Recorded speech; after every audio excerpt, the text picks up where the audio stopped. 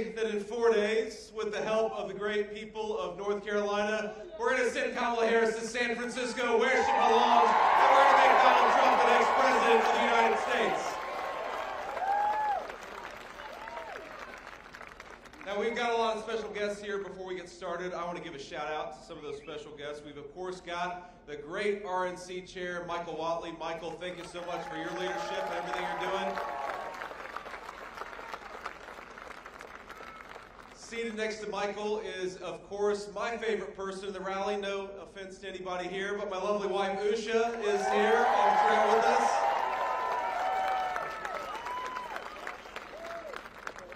We've got a special guest, but he's on the way. His flight was late, but if I talk for long enough, then Donald Trump Jr. is going to be here later.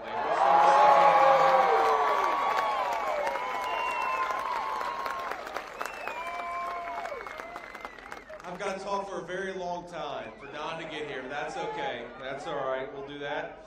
You know, you guys have one of my favorite people in Washington. I'm sad to say, I think we're going to lose him because he's going to become the next Attorney General for the state of North Carolina, Dan Bishop. Dan, thank you so much for your leadership, man. Where is Dan? Maybe he's with Don. And then, of course, we've got congressional candidate Brad Knott. Brad, thanks so much for your leadership and for stepping up. And when you guys send Brad to Washington, you send Donald J. Trump to the White House, we're going to do a lot of good together for the people of North Carolina. So God bless you, Brad, for being willing to serve.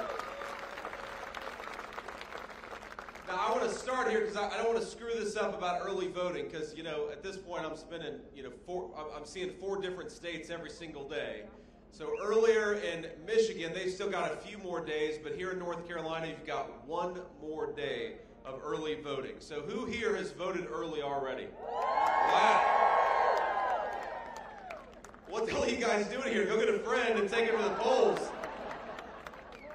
Who is still planning to vote either in a few days or on election day? That's still a pretty good crew. All right, sounds good. So, look, however you're going to vote, if you plan to vote early, and please, we'd love to make as many votes as possible, you've got to do it by tomorrow. And here's the thing, I was talking to the great leadership of the state GOP, and it sounds like if you guys get out there and do your job and get your friends and family to the polls tomorrow, we're going to go into an election day with something we have never had from the early vote in the state of North Carolina, a lead.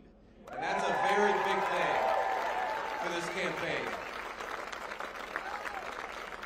So we're going to win election day voting in the state of North Carolina, but normally we've got to win election day voting by a big margin.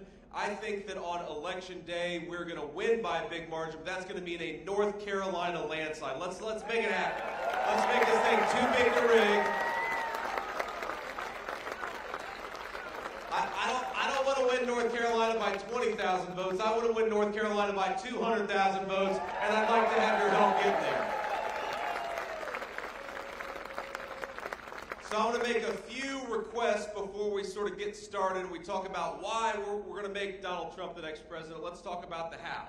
So number one, there's a website, swampthevoteusa.com, swampthevoteusa.com. We built that website to show you your polling location so you can check where you can go vote. You can check how to get involved in these last few days, but we've got to get out there and make it happen. So number one, go to swampthevoteusa.com. Number two, I want to ask every single person here over the next few days the next few minutes to take out your phone, take a photo of what we're doing here, and go and post it on social media or send it by text or email, whatever your method of communication is. We know that Kamala Harris and her allies in the corporate media, they're never going to tell the truth about this campaign. They're never going to tell the truth about Donald Trump, but you know who can tell the truth? We can. So take out those phones, take a photo, and tell people why you're voting for Donald J. Trump for President of the United States. And the final request I want to make is this. I want every person here, and it looks like a lot of you have already voted, but I want every person here to vote 10 times.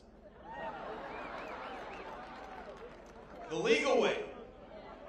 We've got New York Times reporters in the back, and I'm sure they're going to write later today that They're going to write later today that J.D. Vance came to Selma, North Carolina, and encouraged mass voter fraud at his event. But here's how you can vote the legal way 10 times is you take yourself out to vote and you get 9 of your friends and family to go along with you. And if we do that, we're going to win the state of North Carolina. Now, I want to talk just a little bit about our Democratic opponents, Kamala Harris and Tim Walz. And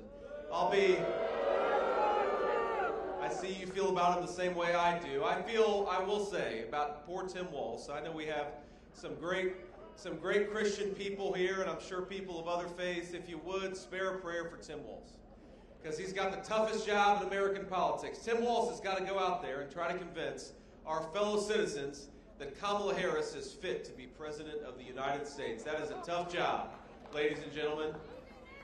And here's the problem with Tim Walz's argument about Kamala Harris is the record is the record.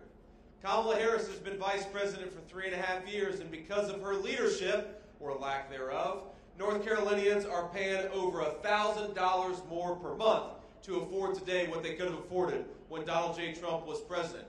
Because of Kamala Harris's leadership, we saw today the private sector lost 28,000 jobs. And manufacturing, we actually lost 46,000 jobs in the manufacturing sector just in the last month because of Kamala Harris's leadership. Now, it's interesting. If you read the details of that job report, what it'll tell you is that even though we lost 28,000 private sector jobs, we gained 12,000 jobs. You know what that means?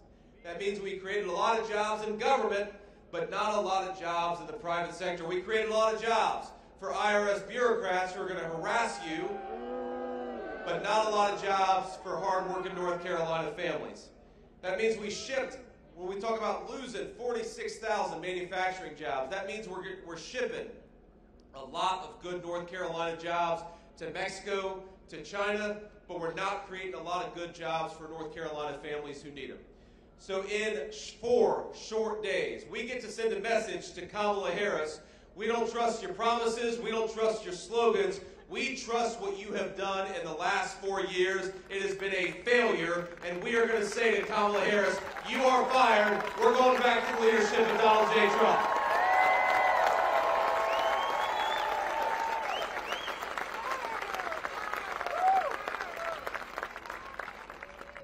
You know, here's the thing about Kamala Harris. Here I am, being all bipartisan. I said something nice about Tim Walz. I asked you guys to pray for Tim Walz, right? That was nice of me. And I'm going to say something nice about Kamala Harris. I think that every time she gives an interview, we gain about 50,000 votes. And by the way, I watch Kamala Harris's interviews so that you don't have to. That is the sacrifice that I'm willing to engage in as your next vice president. I watch Kamala Harris on TV so that you guys can actually enjoy the television program. You don't have to watch Kamala Harris. So she said on The View a couple of weeks ago, don't do it, my friends. Do not watch Kamala Harris on The View. You'll lose about 20 IQ points if you do. And we need you. We need you as strong and as smart as possible over the next 4 days. But she says on The View, remember, the whole argument of her campaign is that she is somehow going to fix the problems that she created in the first place. Remember, thanks to Kamala Harris's leadership, gas prices in North Carolina are up 40%. Thanks to Kamala Harris's policies, grocery prices in this state are up over 20%. Thanks to Kamala Harris's policies, housing has become unaffordable for young North Carolina families. That is the record of Kamala Harris's leadership. Now, she doesn't like to own up to that record. She doesn't like to fess up to that record, so what does she do? She goes around and in her scripted speeches with a teleprompter telling her what to say, she says that she has nothing to do with the leadership of the last 4 years. She would almost have you believe that she's never even met Joe Biden, even though she is the sitting vice president, and she cast the tie-breaking vote on many of the worst policies of the last 4 years. But, in her defense, while she lies when there's a teleprompter telling her what to say, she will occasionally answer a question honestly. And I think that's what a true Kamala Harris gaffe is, when she accidentally tells you the truth about what she's been doing for the last few years. Now, in the View interview, they said, what would you have done differently from Joe Biden over the last 4 years? And Kamala Harris said, nothing comes to mind.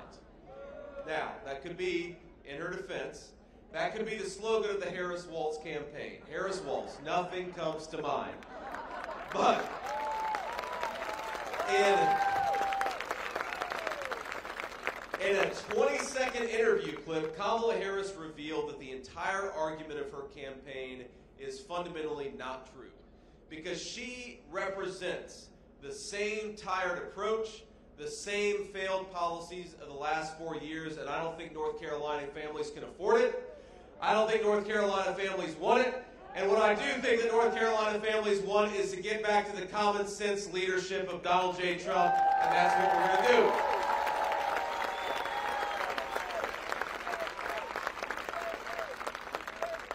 Now just think about this. Our fellow citizens, the people who are watching this on TV, our fellow citizens cannot afford 4 more years of the exact same failed policies of Kamala Harris's leadership. You know that credit card delinquencies in our country have gone up to over 9%? That means about 1 in 10 of our fellow citizens can't afford their bills because of what Kamala Harris is doing. And I happen to think, my friends, that the definition of insanity is to try the same thing expecting different results. We have got to try something different. And the good thing about Donald J. Trump, it's not just a bunch of plans, and it's not just a bunch of promises. When Donald J. Trump was president for 4 years, he actually delivered. And that's something that's different about the career politicians in Washington, D.C.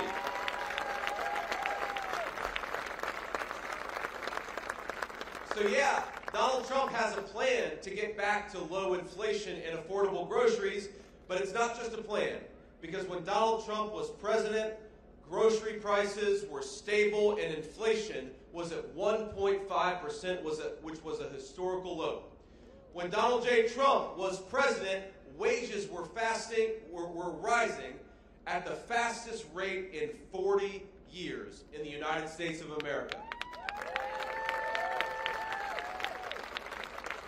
When Donald Trump was president, people could afford their mortgage payments, they could afford their credit card payments because the economy was doing well and we were enjoying a golden age of American prosperity.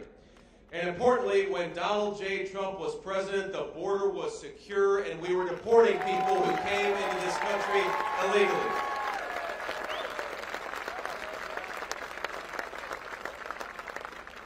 Now there's a connection, of course, there's a big connection between what I think is the biggest problem for Americans who are suffering from the affordability crisis and the illegal immigration problem. You know, one of the biggest issues for North Carolina families, especially our young families, is they can't afford homes anymore.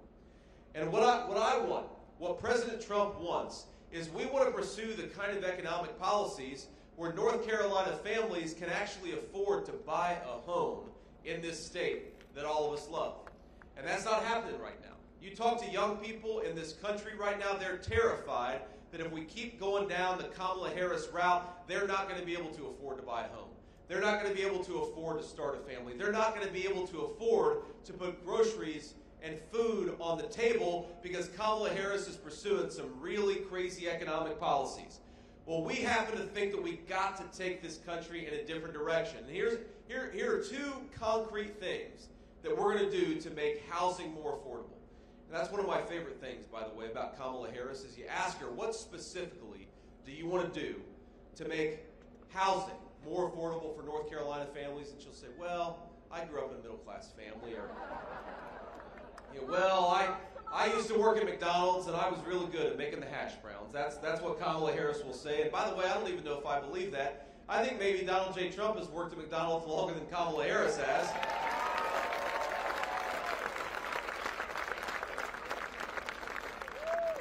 But here is the concrete plan for how we're going to lower housing prices for North Carolina families. And I got to tell you, my friends, I grew up in a working class family. Number one, specifically, we got to build more homes. We don't build enough homes in the United States of America. And because we don't build enough homes, the cost of housing has gotten way too expensive for North Carolina families. Now think about this. We are the people, we are the country that 50 years ago our ancestors built rockets that went to the moon with pocket calculators and slide rules. And now, thanks to Kamala Harris's regulations, we don't build enough homes for American families. So let's change that. Let's undo those ridiculous regulations and empower American families to build the homes that American families are going to live in. But the honest and difficult truth is that no matter how many homes we build, if we don't ensure that American homes go to American citizens, it is never going to be enough.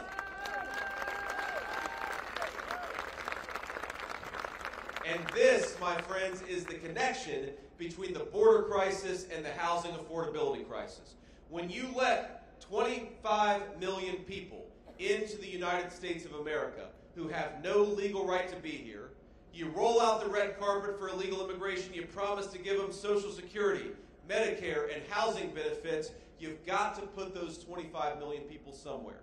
And we know that when illegal aliens get homes that ought by right go to American citizens, it makes the American dream of homeownership unattainable for millions upon millions of our people. So when Donald J. Trump is president, we are going to follow a very simple principle. Yes, we're going to build more homes, but we're going to make sure that American homes go to American citizens, not to people who don't have the legal right to be here.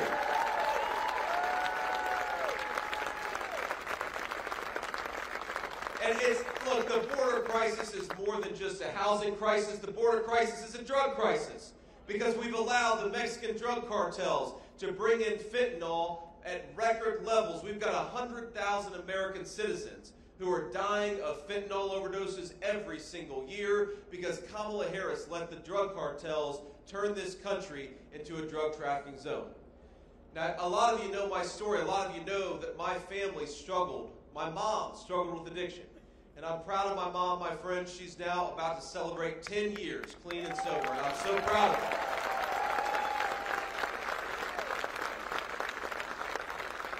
But in the same way that my family got a second chance with my mom, in the same way that my mom got an opportunity to fully become clean and sober, I want the same thing to happen for all of our citizens. And it's not going to happen, my friends, if we're importing by the tens of thousands pounds of fentanyl that are depriving our citizens of that second chance to get clean and sober. So here's a simple proposal, Kamala Harris. Why don't we stop using the IRS to wage war on American citizens? Let's use the U.S. military to wage war on those Mexican drug cartels and get the poison out of the United States of America once and for all.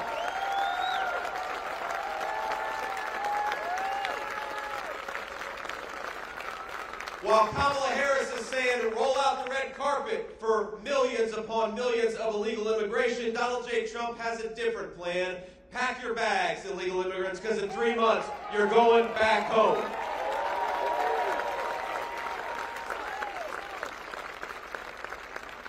While Kamala Harris has let 425,000 illegal immigrant violent criminals to set up shop in the United States of America, Donald Trump wants to get them the hell out of this country and keep them out of this country once and for all. And we can't...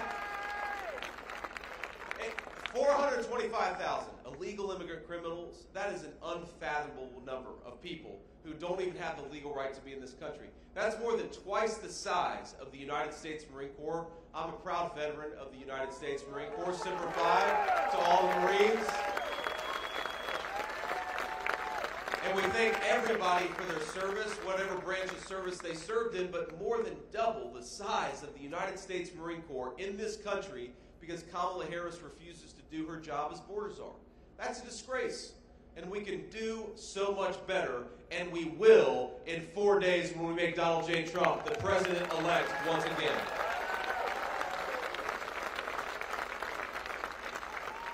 The thing that really bothers me about Kamala Harris, it's not just that I disagree with her on public policies. Yeah, Republicans are always going to disagree with Democrats.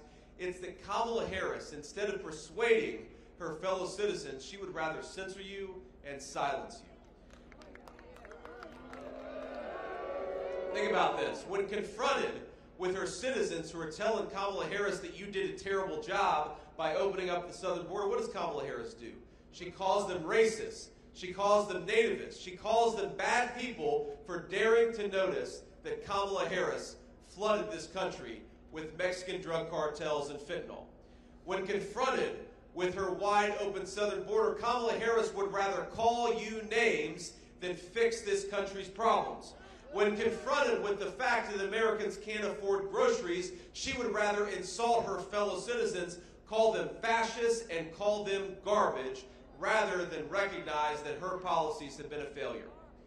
Here's a simple statement, my friends, and I think we speak for all of our fellow citizens. Whether you agree with our politics or not, whoever you're voting for, and we certainly hope that you're going to vote the right way and make Donald J. Trump the next president.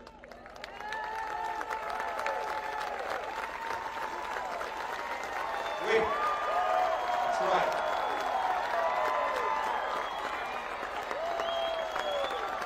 There he is.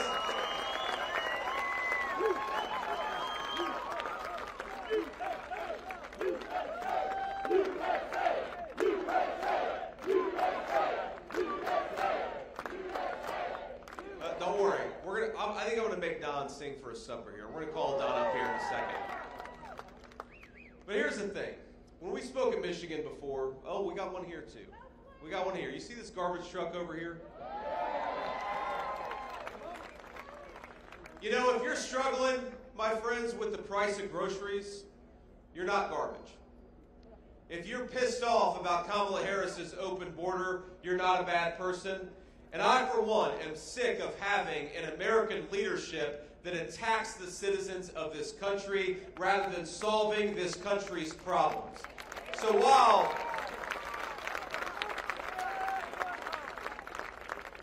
I think it's ridiculous that Kamala Harris calls us garbage, I do think that in 4 days we ought to take out the trash in Washington, D.C., and that is Kamala Harris and her failed leadership.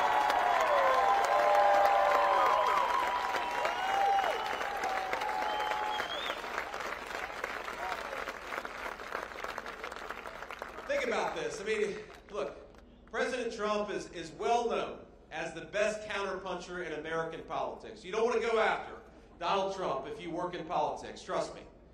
But as much as Donald Trump will criticize Kamala Harris, and as much as he'll point out that her policies have been a failure, I'm proud to say that not once has me or President Trump attacked Kamala Harris's voters. Never once. Never once.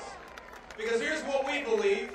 Whether you vote for Donald J. Trump and make the right decision, or whether you vote for Kamala Harris and make the wrong decision, we are going to usher a golden age of American prosperity, whoever you voted for, because we love this country, and Donald Trump is going to be the president for all of us, not just the people who agree with him politically.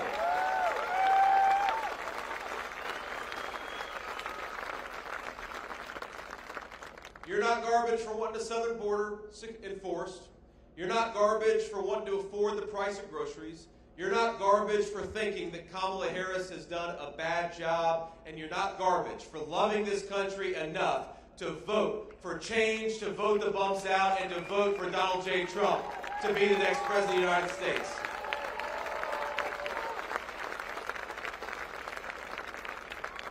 And on that note, let me just close with a couple of comments before I bring Don up here. First of all, I've lost a lot of friends because of my public service and my politics over the last couple of years. And what I'd ask you to do is not to take the Democrats' bait. I want you, over the next 4 days, I want you to work as hard for us as you can. I want you to work as hard to persuade your friends and family that Donald J. Trump is the candidate of peace and prosperity, that Donald J. Trump is the candidate of a secure southern border, and that Donald J. Trump, when he's president, is going to make groceries and gas affordable for our people once again.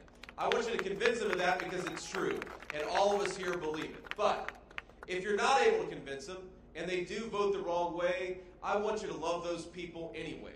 Because I'm sick of Americans losing friends and losing family members over politics.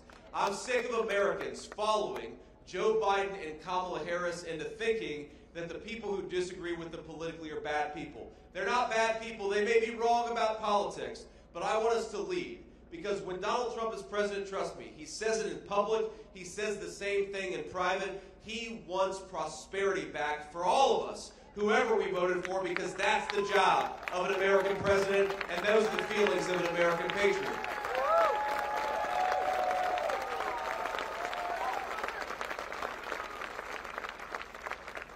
And I want you to get out there and vote, because a person who calls her fellow citizens garbage for having different politics is not fit to lead the United States of America. A person who says that when 30,000 patriots gather at Madison Square Garden to celebrate this country, who calls them fascists and Nazis, she is not fit to lead the greatest nation on earth.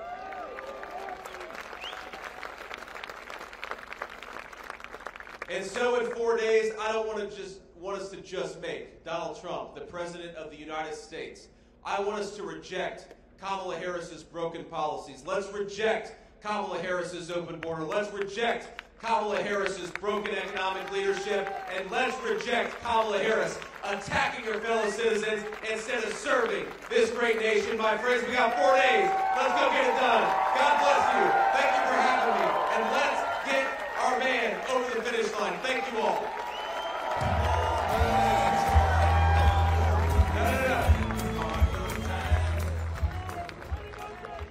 We're not done yet. I told you I was going to make Don sing for supper here. So without further ado, let me invite my friend and a great patriot up here to address the great patriots of North Carolina. Don, come up and say a few words. Let's give Don a round of applause.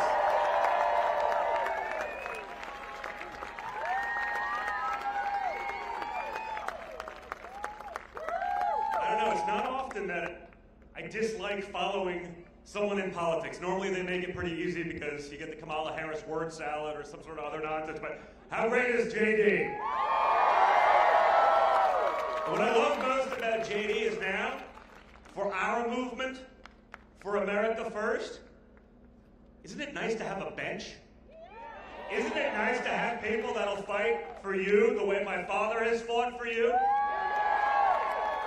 And that's what we have to do, guys, for the next few days. We gotta run, we gotta fight, we gotta vote like you're the third monkey in line for the Ark and it's starting to rain. And that's the reality. You see it all every day, right? You see, this poll's designed to make you overconfident, so you sit at home. This poll's designed to demoralize you, so you sit at home. Don't fall for any of the psyops. Don't fall for any of the nonsense. Overwhelm them. Bring your friends, call your neighbors, text everyone you know, especially in the swing states. Just get them out and vote. It's a unique election. We're used to politicians who are making promises. They'll tell you everything you need to hear. They get your vote, then they do whatever the swamp or their special interest billionaire friends tell them to do. This election, it's actually different. You've actually lived under the policies of both administrations. You've been there. You've seen it. You had 4 years under Trump.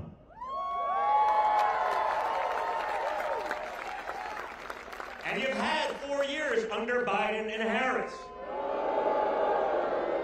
And the reality is this, folks. You went from a time of prosperity to a time of poverty. Like that. In an instant. Because of incompetence. Because they rather follow the woke playbook than use common sense. We went from a time of peace to a time of war. There's a reason that the Democrats are embracing Dick and Liz Cheney. They're going to send your kids to war. We're going to be at World War III. No one can tell us why we'd even be there, but we'll be there because a couple guys in Washington, D.C. are going to get rich because of it. We know nothing's going to change because Kamala Harris told us she wouldn't do anything differently. She's said that 7 or 8 times now. And you would think, you know, after the first time, you'd think maybe, I don't know, just maybe, after even the liberal press destroys you, you'd think when you're asked the question the second, third, fourth, fifth, and sixth time what you'd do differently, you'd think you'd be smart enough to come up with like an answer. but she's not. That's why I love this. I love this podium. I love that JD speaks. Notice how there's not a teleprompter here?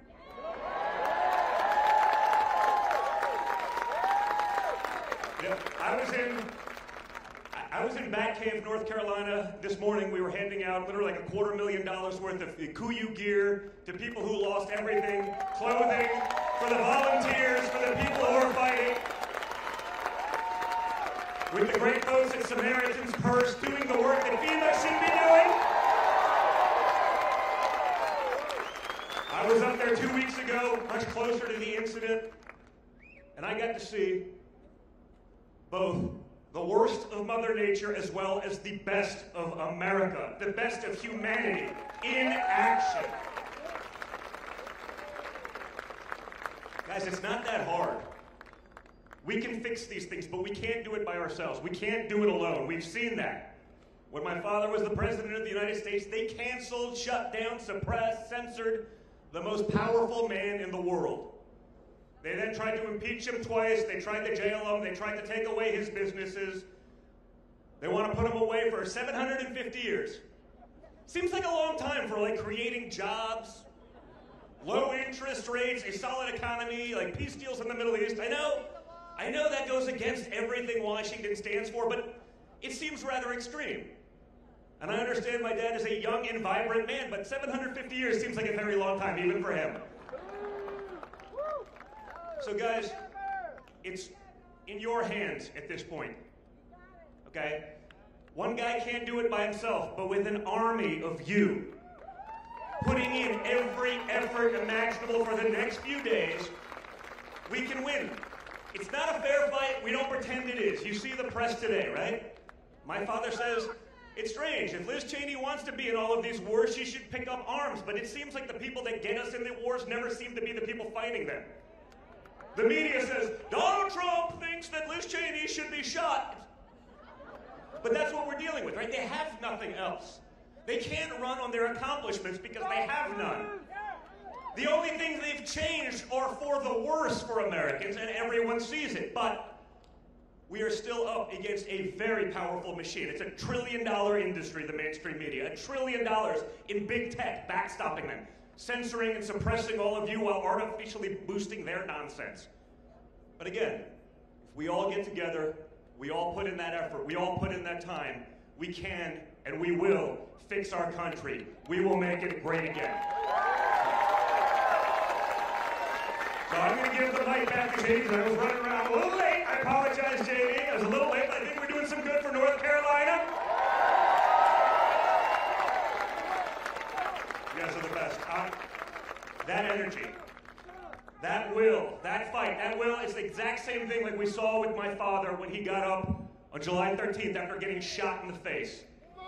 Bring that for the next 4 days, because that is America. That's the spirit. That's what we're going for, and with it, we are going to win big. Guys, get out there and do your part. Thank you so much, North Carolina. It's awesome to be here.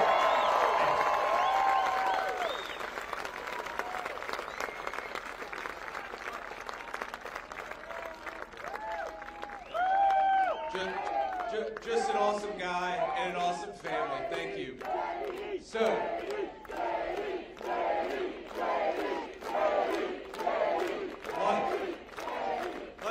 let me leave you with one final thought here. And Don, thank you. Thank you for your family's leadership and service. But think about what the stakes are. Because I think sometimes we get so wrapped up in red team versus blue team that we forget that what's ultimately at stake is not just beating Kamala Harris, as fun as that will be. What's ultimately at stake, my friends, is that there are people in our country who are hurting, who could have better lives if Donald J. Trump gets back in the White House. There are mothers who are mourning teenagers who died of fentanyl overdoses because their kids made a teenage mistake and took something that happened to be laced with a poison brought in by the Mexican drug cartels. There's a woman I met just a little while ago who told me that for 40 years, she and her husband did steak night every Friday night, but they canceled it last year because under Kamala Harris's policies, steaks just got a little too expensive. I've talked to a lot of people who can't afford groceries. I've talked to people who have lost their loved ones from the violence from the drug cartels or the violent migrants that have come in over the last 3 years. I've talked to American young people who would love to start a family, who would love to get married, but they're worried that they're not going to be able to afford to buy a home to raise that family in. Every single one of our citizens deserves, if they work hard and play by the rules, to live a good life in this country that all of us love. Our fellow citizens deserve to be able to buy groceries. Our fellow citizens deserve to earn a good wage for a hard day's work. Our fellow citizens deserve to have safety and security in their neighborhoods, and they're only going to get it if we do our jobs and make Donald J. Trump the next president of the United States. 4 days to go. God bless you guys. Let's get it done. I love you, North Carolina.